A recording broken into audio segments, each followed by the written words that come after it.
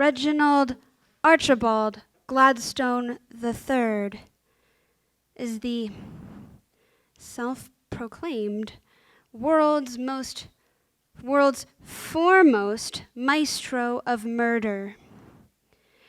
His many fervent fans have demanded the return of his most popular detective, Inspector Jerry Gerard.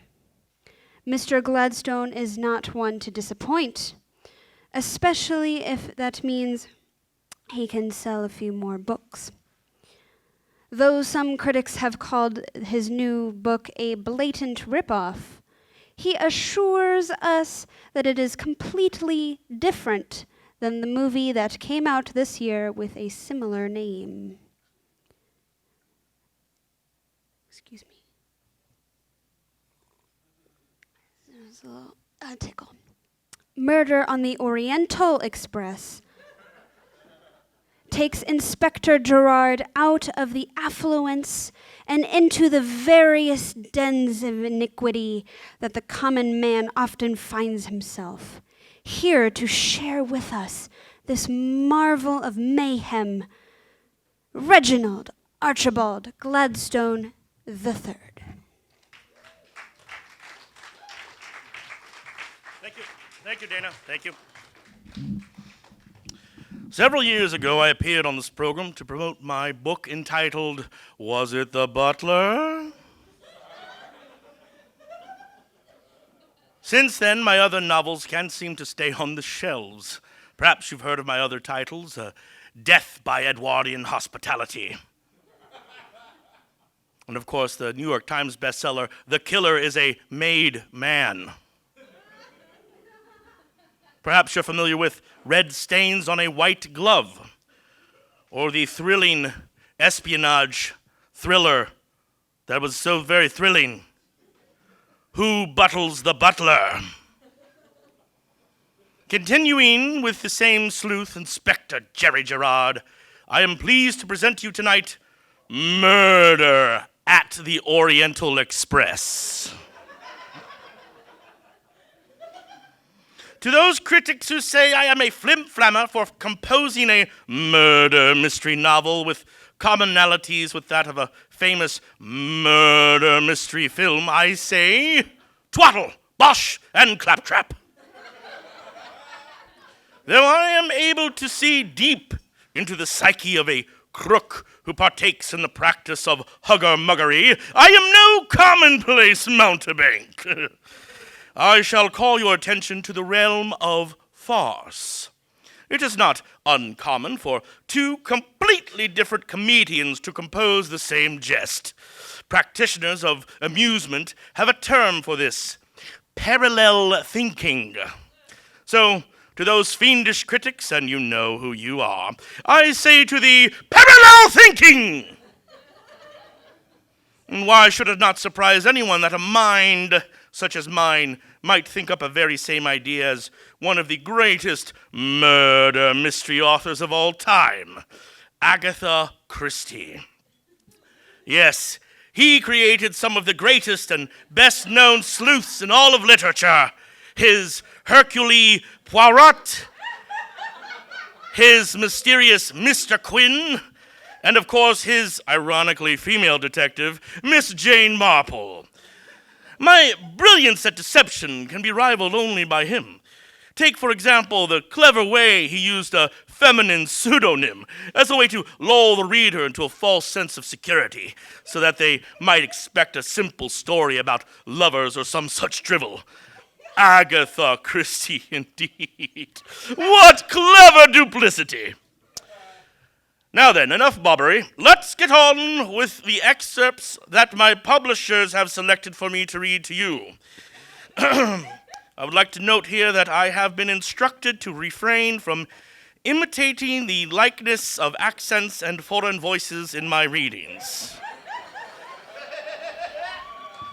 Apparently now it's a whole thing. My first edition of Murder at the Orient Express was written phonetically, much as the style of other great authors, such as Mark Twain and Samuel Clemens. Those were two brilliant men who would not be appreciated by today's critics and would certainly be silenced by their publishers. The first edition has been removed from shelves and replaced with a softer, more sensitive second edition, from which I shall read tonight. Chapter 1, Die In or Carry On Out.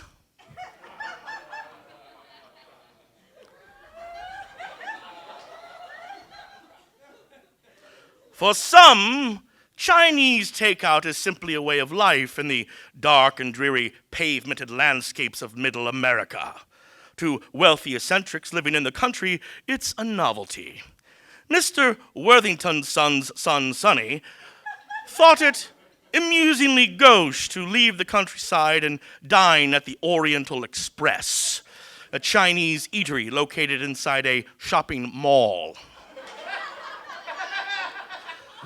But this time would be his last.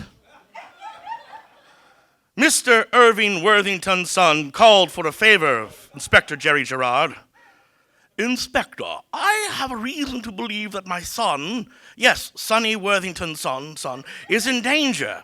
Please, Inspector, accompany him to the Oriental Express so that I may know he is in good hands. Of course, assured the brilliant detective. I'll keep an eye on your son, Sonny Irvington Worthington's son. Chapter 4, Unfortunate Cookie.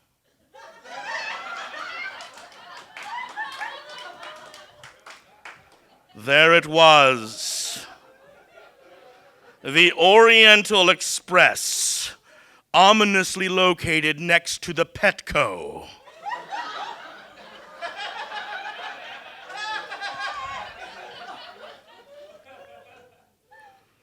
This is where you like to dine, Sonny? Inquired the reluctant inspector. Oh, yes, I especially enjoy the General Tso's chicken, answered Sonny.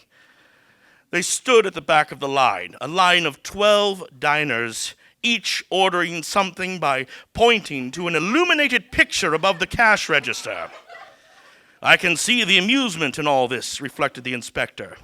Curious to see which of the 12 zodiac animals he was born under, Inspector Gerard put all his attention on a paper placemat. There was a scream. The inspector looked up. In an instant, Irving Worthington's son's son, Sonny, was dead on the floor. 12 chopsticks protruding from his back.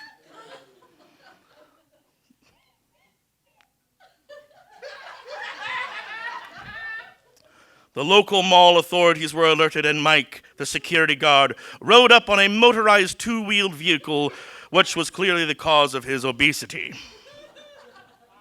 I am Inspector Jerry Gerard, announced the investigative genius, and I deduce that a murder has taken place.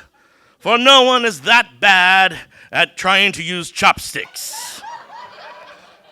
Mike, please accompany me as we investigate the scene of the crime. Skipping ahead to Chapter 9, Wanton Cruelty.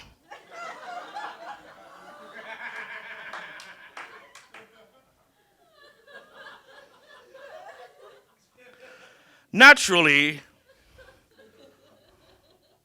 Chinese-ese is one of the 17 languages and dialects known by Inspector Gerard. The mall cop was failing miserably at interrogating the young cook, Hu Wei, who, being an Oriental, had no idea what Mike was saying. Are you harboring a fugitive? Speak up. Allow me, interjected the inspector. You there, Hu Wei the cook. Then, in perfect Chinese-ese, the inspector asked, Who you hiding?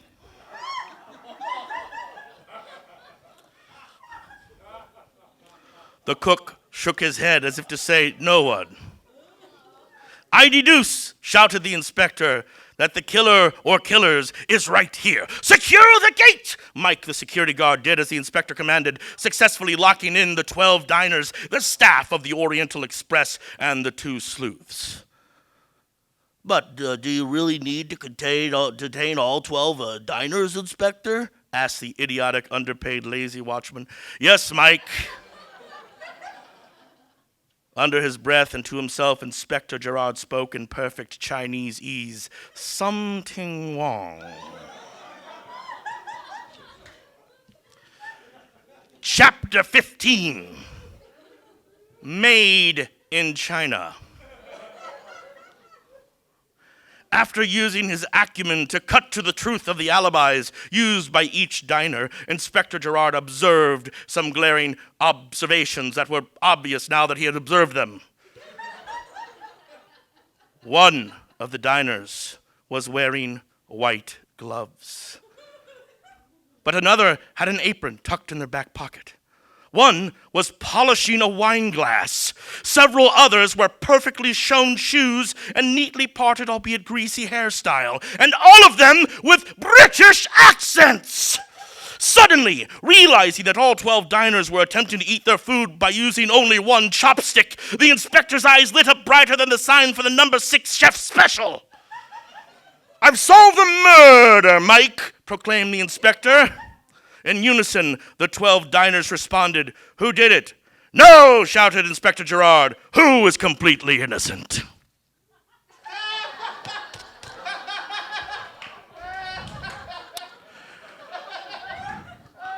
Of course, you'll have to buy the book to find out who the real murderer or murderers are. Thank you and good night.